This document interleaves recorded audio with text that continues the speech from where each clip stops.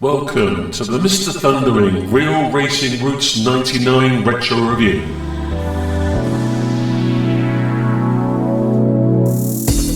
That's right, it's time for Ridge Racer Type 4 to get the Mr. Thundering Retro Review treatment. The fourth and final Ridge Racer game on the PlayStation 1 also happened to be my entry point into Namco's iconic arcade racing series. And what an incredible final chapter it turned out to be. Now, I haven't actually owned a PS1 and a physical copy of this game for many years now, but I do own a digital copy of the game on my PS3, which I actually bought from the US of A PSN store before it got released on the UK PSN, which is where all the footage from the initial part of the video will be coming from, and what you can see running in the background here. As we progress further into the review though, I'm also going to be using footage of the game running on the PS1 emulator EPSXE, with the benefit of a bit of general upscaling and polygon smoothing magic going on, to demonstrate just how good this game looks by modern standards, with a few little emulation tweaks. The other benefit of emulation was that I could use someone else's save file to access all the game's secret content that otherwise would have taken hours upon hours of gameplay to fully unlock, which I was nowhere near close to doing on the PS3. So fasten your seatbelts and let's get ready to return to Ridge City and find out just what makes this such a great game.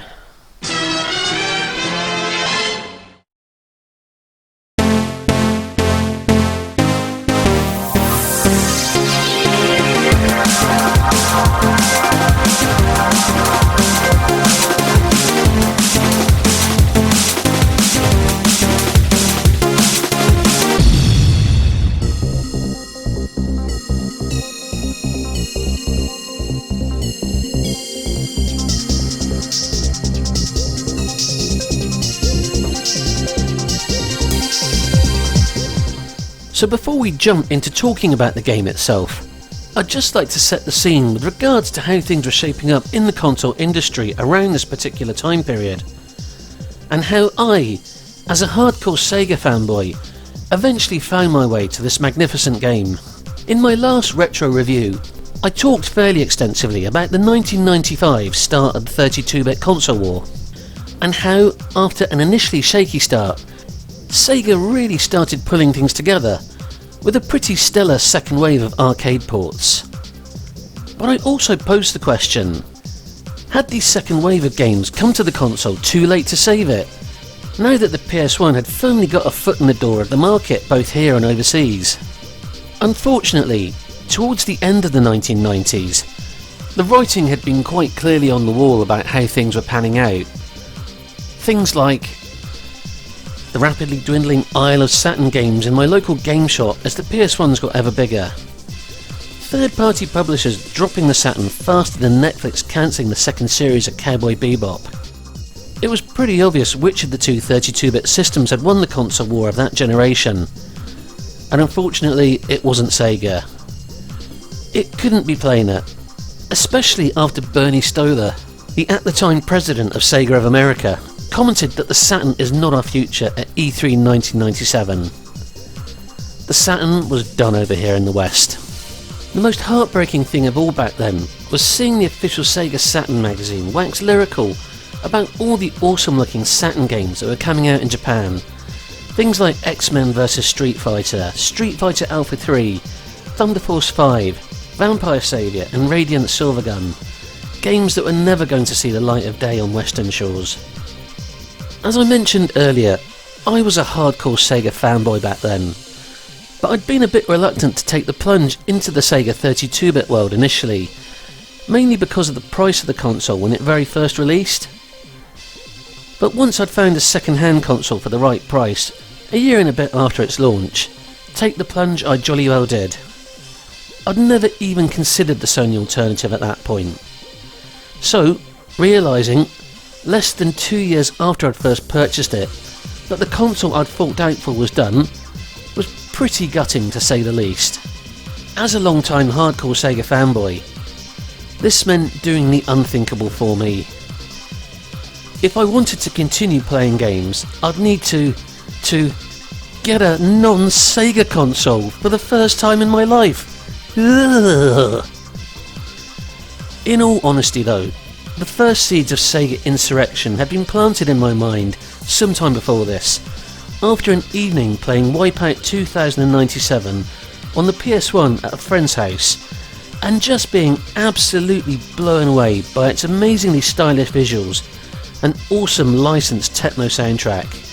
Sometime after this, one of the Saturn mags came with a cover-mounted demo of Wipeout 2097, and I was incredibly disappointed at what a poor relation of the PS1 version it was, with a chuggier frame rate and none of the cool transparency effects, and none of that licensed music either, I found out later. For me though, the real tipping point came when I played a demo of Resident Evil 2 over at another mate's house on their PS1. The original Resident Evil was one of the last games I ever purchased for my Saturn, and I absolutely loved it and was an instant convert to the survival horror genre. The thought of not being able to play the sequel, as it wasn't getting a Saturn port, was just not acceptable. So it came to be that one dreary Sunday afternoon in 1998, as I perused my local game shop, desperate for a new Saturn game to play and finding none, that I realised you could now buy a brand new standalone PS1 for the bargain price of £90. Well, fuck this shit, I thought to myself, turning my back on the meagre display of Saturn games on offer. And the next thing I knew, I was exiting the game shop with a brand new PS1 and copies of Resident Evil 2 and Tekken 3 tucked under my arm, with a purchase of Wipeout 2097 following not long after this. Being a later PS1 adopter, I'd bypassed all the older Ridge Racer games up until this point. But around the particular time I first got the console, a new instalment in the series was on the horizon, which all the PlayStation magazines around this time were saying was going to be something special. And flippin' heck, they weren't kidding. Although Wipeout had been keeping me plenty occupied, I wanted a traditional style arcade racer for the system. So as soon as Ridge Racer Type 4 came out, I snapped it up quick smart. Now the argument always rages on about which of the two 32-bit consoles was actually the more powerful. But from a purely visual standpoint, as much as I love my Saturn, when it comes to 3D, the PS1 will always be the winner in my eyes. And visually, R4 was just the absolute bomb. The game came with a bonus disc, which I'll talk about a bit more extensively later on in the video. But one of the features on the bonus disc I just want to mention now explained about how Namco had gone to great lengths to make this game look as good as possible, and in their own words, present the player with tracks that have a level of realism never before seen on the PlayStation. I mean, just look at it for God's sake, it looks the absolute tits. They did this with a combination of intensive colour vertex Gorad shading and lighting effects on the backgrounds, and pseudo-specular highlighting and environmental mapping effects were used on the cars, all whilst maintaining the game at a steady 30 frames per second. This definitely added a layer of visual polish to the game, the likes of which I'd previously never seen on a home system before. From the lovely sparkly bodywork on the cars to the glow of their headlights and the oh so lovely effect of the trailing light from the tail lights, just like in Akira. This game was absolutely gorgeous. The environments in the game were no slouches in the looks department either, with 8 different stages providing a mixture of night and day races through a combination of urban and more rural areas. These featured Ridge Racer graphical staples like overpasses through vast neon-hued cities, sprawling hills, brightly lit tunnels, suspension bridges, dock areas, large screens over the track often displaying a game of Galaxians, and parts of some tracks that seemingly weave in and out of an airport. Keep an eye on the skies too for flybys from helicopters and aeroplanes. Some graphical assets do get reused between some stages, like the finish line straight being shared in both Helter Skelter and Out of Blue, and Brightest Night and Edge of the Earth sharing the finish line inside the airport. But through the clever use of ambient lighting in the different areas, this never feels too blatant and the tracks still manage to feel unique. It's also interesting to note a few landmarks in this game that, in retrospect, I recognise from the later Ridge Racer games, like the Wonder City building in the Edge of the Earth level, which also pops up again in the Crossbay Tunnel stage of Ridge Racer 7, which I can only assume is some kind of hotel or casino. You also see how the stages in this game could be seen as a sort of blueprint for the later Ridge Racer games, with the Edge of the Earth stage bearing a striking resemblance to downtown Rave City from Ridge Racer 7, the stage with the coolest name in any game ever, period. The game didn't just look great from a technical standpoint though. From the moment you booted it up, it was positively dripping with style too. From the CG intro movie featuring longtime Ridge Racer mascot Reiko Nagase breaking one of her high heels outside a tunnel and being rescued by a driver from the I can never pronounce that team's fucking name. Let's try that again. And being rescued by a driver from the Solvaluvalo racing team, to the nicely presented menus and your introduction to the Real Racing Roots 99 tournament, when you select the GP mode, as an off-screen announcer explains the rules of the tournament to you, and prompts you to pick one of 4 teams.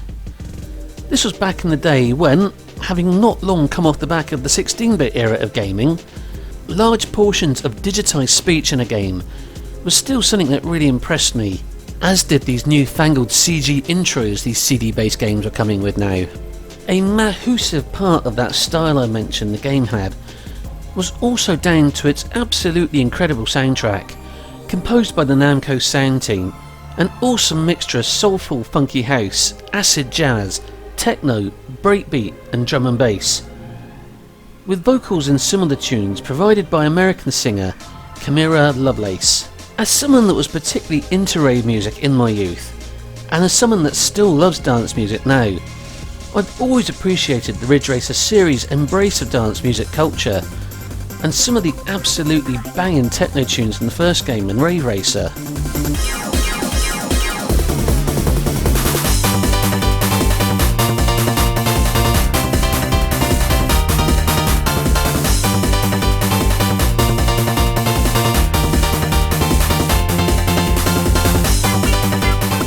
With its mixture of different musical styles though, Ridge Racer Type 4 was going for something a bit different. A soundtrack that was equally as adept at getting the adrenaline pumping and your pulse racing on some stages, to bringing the BPM down a notch or 2 on others, and going for a slightly more chilled vibe. Sometimes mixing up genres in a game soundtrack can lead to what I would refer to as a bit of audio dissonance. Something I think something like the Burnout games' licensed soundtracks have sometimes suffered from, as you suddenly switch from some thumping D&B to the whiny emo vocals of some band with a name like My Chemical Toilet or something like that. There's none of that in R4 though. Despite the mixture of different musical styles, the tunes all blend together perfectly to create a nicely balanced, cohesive whole. Seriously, in my opinion, R4 has got one of the best soundtracks of any game ever, and 23 years later it still gets regular plays on my iTunes playlist. Let's just have a quick listen to a few excerpts from some of my favourite tunes from it now.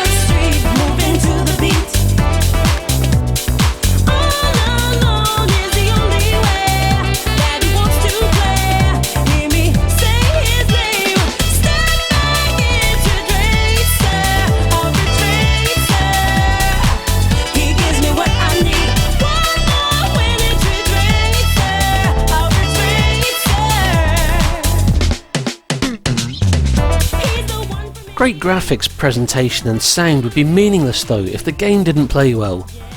Fortunately, R4's got you covered there too. It's an arcade racer, so there's none of your Gran Turismo real driving sim bollocks here. As mentioned earlier, you get a choice of 4 different teams in the game. The team you choose dictates the game's difficulty level. RC Micro Mouse Mappy from France are the easy team. Pack Racing Club from Japan are medium. Racing Team Solvoluvolo from Italy are the hard level. And Dig Racing Team from the US are the expert level. Each of the teams is a reference to one of Namco's old arcade titles. There are also 4 different car manufacturers to choose from the aforementioned countries, with 2 offering drifty cars and 2 offering more grippy cars. Your choice of manufacturer affects the appearance of your car's bodywork. There is a story mode tied into the GP mode as well, with each of the team's chairpersons giving you a pep talk before and after each race, as well as a bit of their own personal story. The 4 characters are quite individual, with the lovely Sophie from Team Mappy, who's generally always happy with your performance in a race, even if you're driving like an absolute knobend and only just scraping through with a qualifying position. This is in stark contrast to Old Man Gilbert, the Italian chairman of Team Solvoluvo, who expects nothing less than perfection from you, and will berate you for not placing high enough most of the time. Hey, you stupido motherfucker, why you no win at the race? Oh, I'm sorry Mr. Gilbert sir, I just get so nervous before these big races. As I mentioned earlier in the video, the game consists of 8 courses, with the GP divided up into 3 heats. You have 4 credits to complete each heat, and an option to save your progress in one of the game's 3 save slots after each heat. You race against 7 other CPU opponents in each race. Heat 1 consists of the stages Helter Skelter and Wonder Hill, which only require 2 laps and a finishing place of 3rd or higher. Heat 2 is made up of the stages Edge of the Earth and Out of Blue, each requiring 3 laps and a finishing place of 2nd or higher. Phantom Isle, Brightest Night, Heaven and Hell and Shooting Hoops make up the final GP. All of these bad boys require a finishing place no lower than 1st place. The first 3 all need 3 laps, but the final race on Shooting Hoops needs 6. Weirdly, despite being the final stage, Shooting Hoops is, in my opinion, probably the easiest track in the game, allowing you to race through it at full pelt without having to touch the brakes once. And you know what? I'm absolutely fine with that. Heaven and Hell, the penultimate stage before it, more than makes up for it in difficulty levels. And it's actually quite nice to have a final stage where you can just relax a little bit and you don't have that worry of thinking, oh my god, I've got to try and get through this incredibly difficult final stage before I actually finish the game. The end of this particular race, and indeed the GP, in the game's story mode, is supposed to coincide with the end of the century and the dawn of the new millennium, replete with a display of fireworks in the sky as you enter the final lap. Another nice visual touch in this already fantastic looking game. By winning the GP at least once, you'll open up these circuits for use in the game's 2-player split screen mode and time attack mode. The circuits are available in normal and reverse directions too. Completing the GP with the different manufacturers opens up the extra trial option that allows you to race against some outlandish looking vehicles. If you can beat them, not easy, these special vehicles go flipping fast, you get to add them to your in-game garage. In the standard GP, at the end of each heat, you get rewarded with a new car, which is faster than the last one you were using and normally has more pimped up bodywork too. The type of car you get rewarded with depends on your finishing position in each race within the heat. Finishing first in each race rewards you, obviously, with the best cars. Taking into account every possible combination of team, manufacturer and heat finishing position and extra trial vehicles, this equates to a staggering 320 vehicles that you can unlock and add to your garage. You can also design your own decals to stick on the car. Once you've unlocked the main 320 cars, you're awarded a secret 321st car, shaped like Pac-Man, and a bonus music track called Eat 'em Up which is a dancey Ridge Racer-ified mashup of old Pac-Man tunes. I particularly like this modern interpretation of the old Pac-Mania theme tune.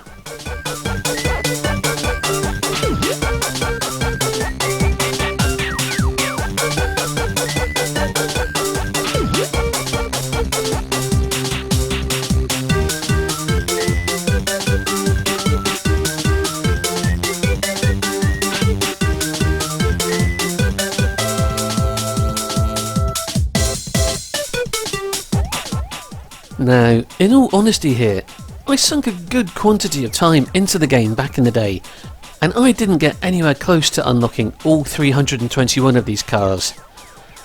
Just trying to beat the trial cars was enough of a headache, to be honest. Fortunately though, during a visit to my local game store, sometime after the game's launch, I discovered they were selling special Ridge Racer Type 4 memory cards, with all 321 of the cars unlocked.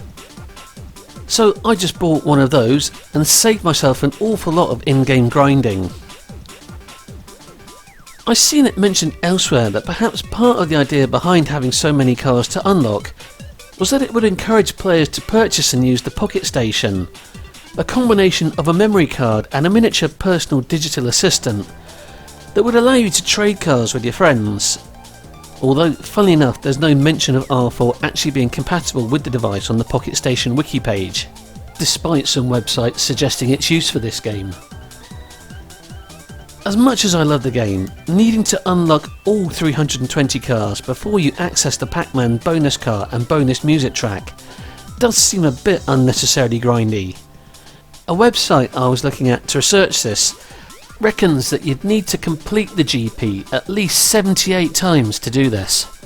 Well, that's an awful lot of Ridge Racer Type 4 you'd have to play there.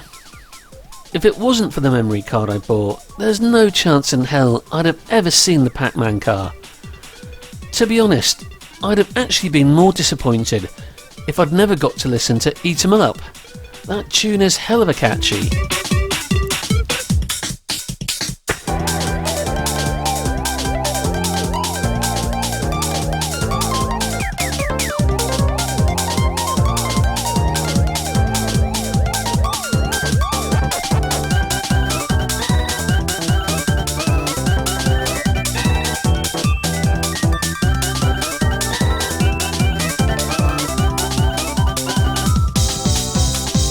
Now, not only did the game get its own memory card, it also got its own joypad too. Namco created their very own special controller for Ridge Racer Type 4, which was called the Jogcon. I did actually used to own one back in the day. It was something I found in a second-hand shop and picked up, not 100% knowing what it was, but knowing it had some connection with R4. It was slightly larger than a standard DualShock PS1 pad, and in the place of the analog sticks was a big dial that was approximately 3 inches in diameter, with a recessed area you could rest your thumb in to turn it. The Jogcon was designed to combine the function of a steering wheel while maintaining the size of a standard PlayStation controller, and the dial was actually the first force feedback steering device available on the PS1. Collisions and feedback from turning the car can be felt through the dial as the player moves it to manoeuvre their vehicle through the course. It really was the oddest thing to see this little motorised dial moving all on its own in response to what was going on the screen. Interestingly, the Jogcon is auto-compatible with the PlayStation 2 version of Ridge Racer 5. I wish Sony would take a leaf out of Namco's book with their modern peripherals, so I could use all those old DualShock 3 pads I've got from my PS3 on my PS4. I can't say using it ever really improved my game though, and most of the time I tend to play the game with a standard DualShock pad. Speaking of, when obtaining the footage for this video from the PS3, I'd totally forgotten that on the old PS1 DualShock pads, you actually had to turn the analog feature on, so in all that footage, I was just playing the game with the digital D-pad. I'm actually playing some of the EPSXE footage like that too, until I eventually remembered that you turn the analog on in the emulator by pressing the F5 button on your keyboard. In fairness to the game, it actually handles pretty well with just the regular D-pad. As much as I love the game, and historically loved it back in the late 90s too, the handling does take a bit of getting used to, something I was super aware of playing it now for the video capture. The first races are easy enough, as you're using the slowest cars, but as you progress through to the more difficult tracks with faster and driftier vehicles, sometimes not oversteering and ending up facing 90 degrees the wrong way on the track can be quite challenging. The rubber bandy tendency of the CPU cars can get a bit irritating too. You tend to approach each opposition car one at a time in this game, unlike some of the later Ridge Racer games where all the CPU players tend to bunch up together. Normally the rubber bandiness works in the sense that generally you need to get the car that's currently in front of you behind you before the next opponent after that will appear for you to overtake. This isn't always the case though, and there have been instances where I've actually had two CPUs on screen at the same time. If you catch a wall when you're drifting around a corner, it results in quite severe speed loss, and it feels like it takes an age to get back up to speed, resulting in the car in front speeding off and widening the gap. This has resulted in a few frustrating races on the harder tracks, on the harder difficulty levels, where I started the final lap just behind the third place CPU, but I've spent the entire race trailing them and unable to bridge the gap, because I've made a minor mistake on maybe two corners. So the second and first place cars never even appear.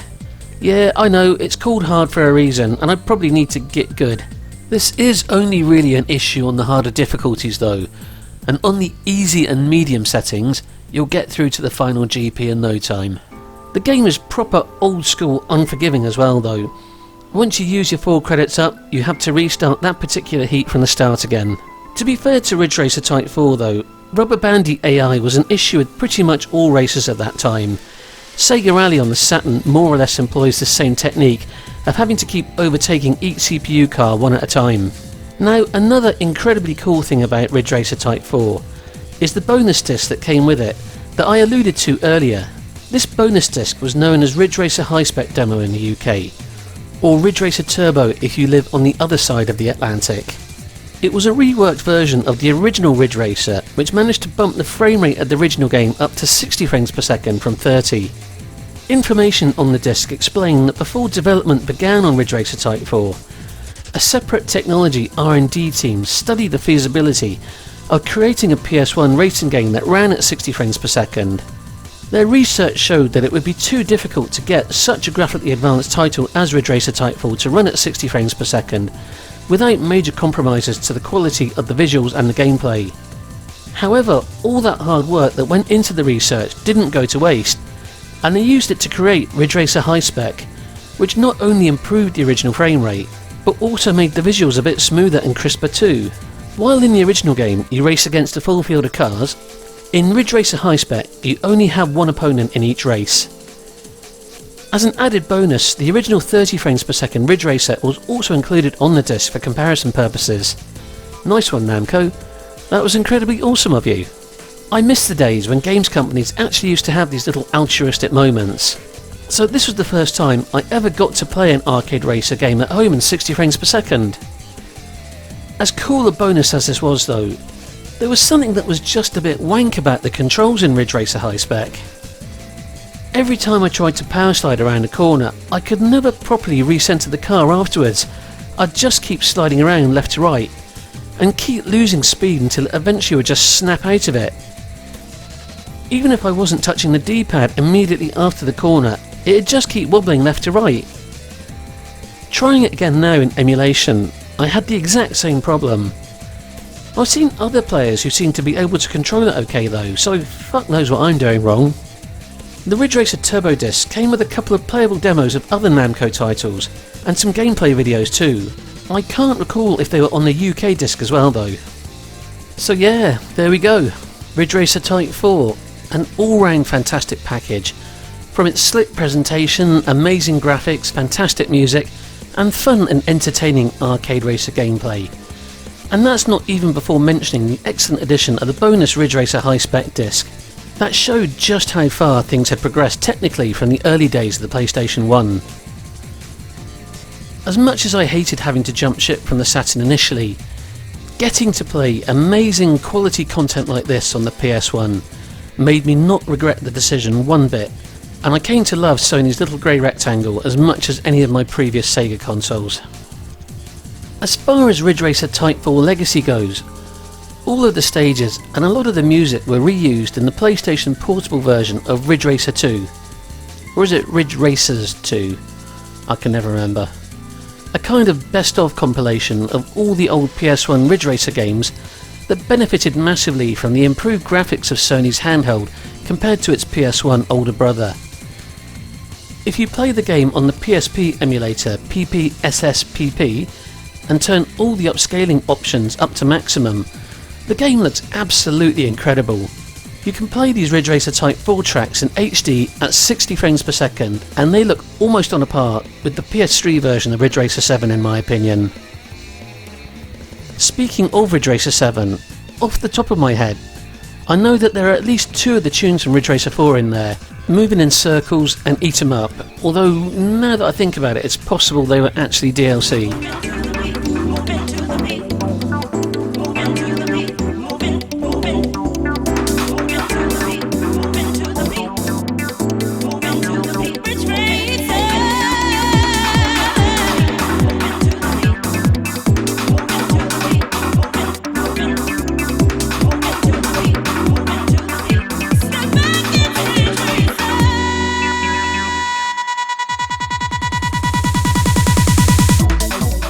So that's the end of my Ridge Racer Type 4 retro review. If you've never played it, it's well worth tracking it down, whether that's on the original PlayStation 1 hardware, the PS3 if you can still get it on the PSN that is, or simply via emulation. In fact, even if you've got the actual game, it's still worth playing on ePSXe to see just how much better it looks with all the fancy graphical tricks the emulator can do to smooth out all those jaggies. The launch of a new Ridge Racer game used to always be synonymous with the launch of a new Sony console, but sadly this is no longer the case. As it currently stands, the last Ridge Racer game made by Namco themselves came out in 2011 for the PS Vita, and I'm not even going to acknowledge the 2012 Bugbear made Ridge Racer Unbounded. I mean, if you like the game, that's fair enough, we don't all have to like the same things. But the thing is, as we've talked about in this review, the whole thing with the Ridge Racer games is all about their visual flair.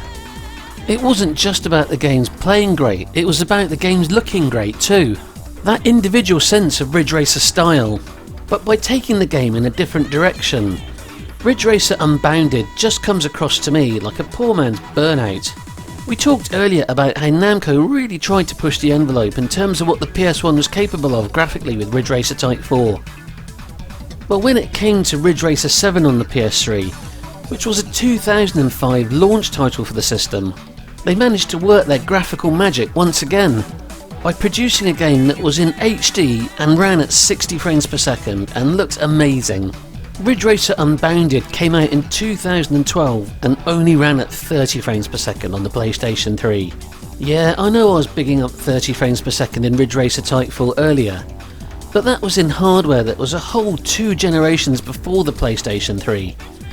And as we mentioned before as well, Namco were actually able to get a 60 frames per second racer, Ridge Racer High Spec, working on that hardware. So it just boggles my mind to think how Bugbear thought that bringing out a Ridge Racer game that only ran at 30 frames per second after the preceding entry in the series had managed to achieve 60 frames per second a whole 7 years earlier was acceptable. Get the fuck out of here, Bugbear, you clowns. Okay, so maybe I'm overreacting here a little bit. I think possibly if the Ridge Racer brand hadn't actually been slapped on the game, I might have given it more of a chance. And apparently the PC version does actually run at 60 frames per second, so maybe I should give it another little chance and give it a download on Steam.